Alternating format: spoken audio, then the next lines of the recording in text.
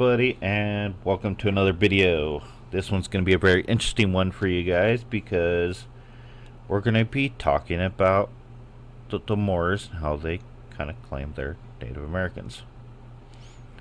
Now, I got a special guest for this video here, which is a friend of mine, Missy, who is Native American, and she'll be sharing some insight on the Native American culture and potentially related to the Moors. Say hi, Missy. Hi, y'all. So, Missy, you want to, before I get into, in a sense, your part, as we all know, guys, the Moors claim that they're the true indigenous people of this country, and which we all know is full of shit. But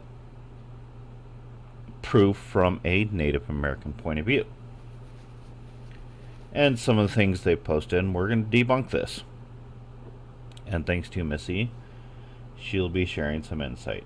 And as a lot of us know, there's only two governments that are allowed in the United States.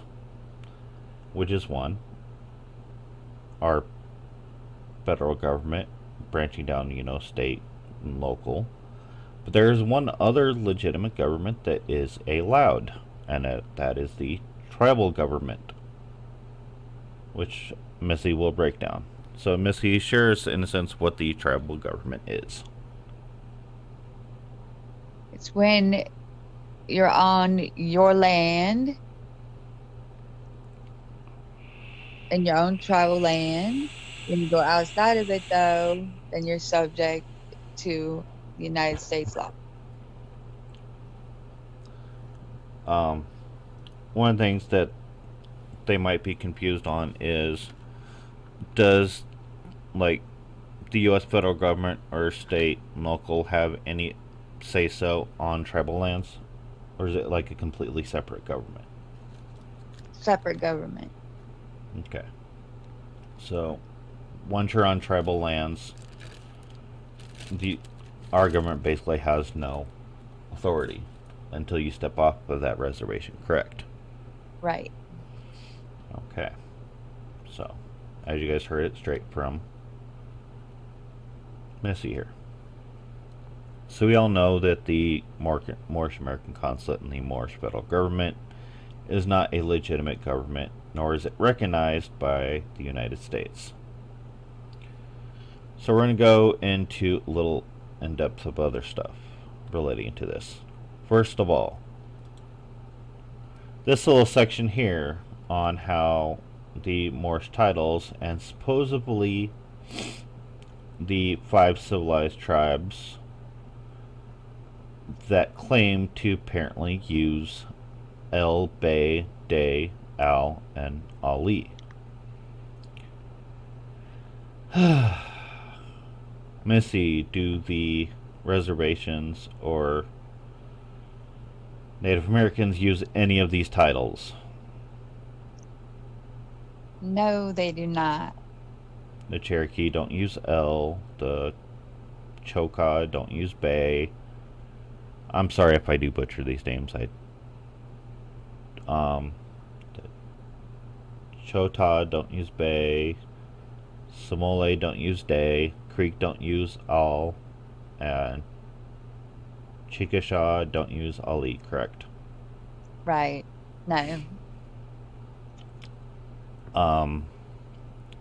Now you said earlier that only recently the Native Americans started using last names. Yeah, I'm not sure when they started using them, but they have to use them for legality reasons. Everybody's got to have a first and last name. So, Thank you. Yeah. So as you can see, guys, straight from somebody who knows Native American government, they don't use these titles at all. So how the Moors can so-called say that they are part Native American because of these El, Bay, Day, Al, or Ali is full of shit. So we're going to go on the next scene, guys. What is a Moor? This is by the Britannica Dictionary. Moor in the English language of a Moroccan or formerly a member of the Muslim population of what is now Spain, Portugal, mix of Arab, Spanish, and Amazigh or Berber origins. Moors created the Arab civilization, subsequently settled as refugees in North Africa between the 11th and 17th centuries. So, interesting. So, Moors have connection basically to Spain, Portugal, and the Arab nations. Which is funny because Mexico is a mix, Missy, as you said, of Spanish and Native American, correct? Yep, Aztec Indians. So it's funny because I actually have Mexican descent, so I guess that would make me a Moor. Interesting. Right? What the fuck? I guess I am a Moor. There you go. I don't want to be a Moor. They're too crazy. I like being an American because I live in America. Right? There you go. I don't know what to tell you. I mean, you could be half and half, right? I don't know if I Why want to should be you half choose? and half though. But that, guys, is the definition of a Moor. So I guess yours truly, Goober, is of Moorish descent. Interesting. At least by that definition. Of course, you know, guys, the Moors is probably going to say, no, I'm not. But I'll probably still be considered an agent or a Albion. But I'd love to see their comments supposedly on this one. Next one. This is a Pangaea map, guys, of what the current roughly map is, or how it would have looked like if Pangea was still happened. As you can see, guys, we have the United States, and what they're claiming is Morocco, because Morocco is pretty much smack against part of Canada and the northeast of the United States. And this is supposedly one of their ways they claim that the United States is Morocco. But the funny part is, if my memory serves me correctly, that this supposedly happened 1,000 years ago. Which I highly doubt, because if a violent earthquake, as they claim, happened 1,000 years ago to split Pangaea apart, how is it we're still alive? And we're going to break this down. We are really going to break this down, guys. So here's We'd all still be underwater, wouldn't we? I mean, come on now. probably, or in the middle of an ice age. So Pangaea, guys, the supercontinent that existed in the Paleozoic and early Mosaic eras. And this happened approximately 35. Not 35. Can I fucking eat? Missy, I need my coffee.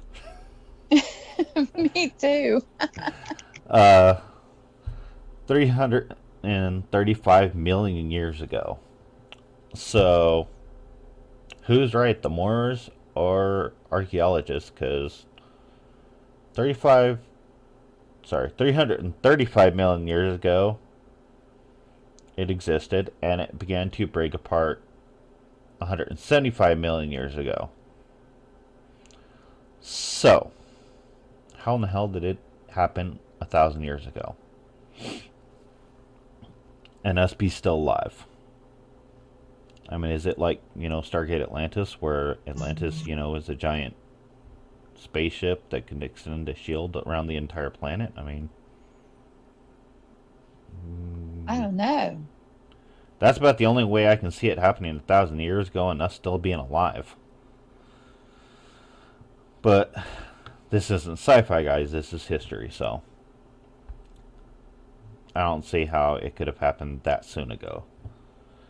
Considering, Because it didn't. That's why. Yeah. I mean, yeah, well, I'm trying not to bang my head against the wall here, guys. So we got the history of Morocco. Because, guys, they say that they were here first. So, their so called ancient Moroccan Empire happened, earliest recorded, in a sense, is roughly 8th century BC. So, that's about over 2,000 years ago, which is okay. But if Pangaea happened, 1,000 years ago, how is it they all survived? Or how they survived that supposedly great huge earthquake that broke the continents apart? But let's dive into this, guys. We are going to break it down here because we're going to look at the prehistoric part. Prehistoric Morocco. Archaeological excavations have demonstrated the presence of people in Morocco that were ancestral Homo sapiens, as well as the presence of early human species fossilized bones around 400,000 years ago. So, archaeologists have been able to verify that the Moroccans, or early Homo sapiens, at least in Morocco, dating back 400,000 years. Okay, so let's get this right, guys. 400,000 years ago. Yet, Pangaea, if I can, which one is it? So I'm an idiot, guys, and not really fully prepared. I'll have to edit this, but it's okay. Pangaea began to break apart 175 million years ago, and it existed 335 million years ago. So how in the hell can they be the first indigenous people of the North America if early recorded history of Moroccans is only 400,000 years ago? They can't. Exactly. Let's see. So, it's just not possible, guys. They can't be the first indigenous people on the planet. They can't. Because Homo sapiens didn't even exist in Pangaea. It's just not possible. I don't even think Atlantis even existed that far back. So, One lie at a time. hopefully this video is enlightening for you guys, because it kind of debunks their whole they were the first indigenous people.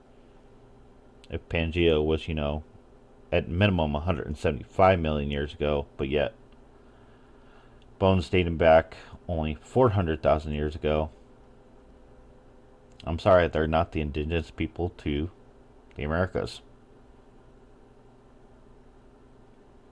Native Americans are. So if anybody has rights to the North American lands, it would be Native Americans. And Missy, you being Native American, how well has it worked for Native Americans who have the rightful authority, in a sense, of our land? How well has it worked for them taking it back?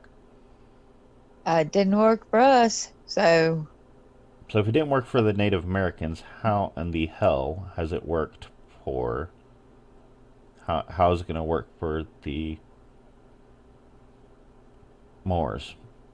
Because it's not going to. It's not. There's only one way I could potentially see them taking North America. And it's so far fetched that it would never work. One, it would take them creating a huge army to overthrow state and our federal military.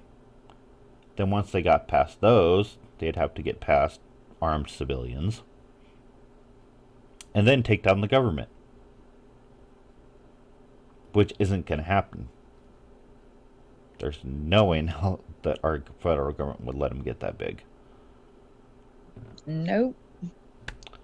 So, guys, I hope this definitely was educational and potentially enlightening.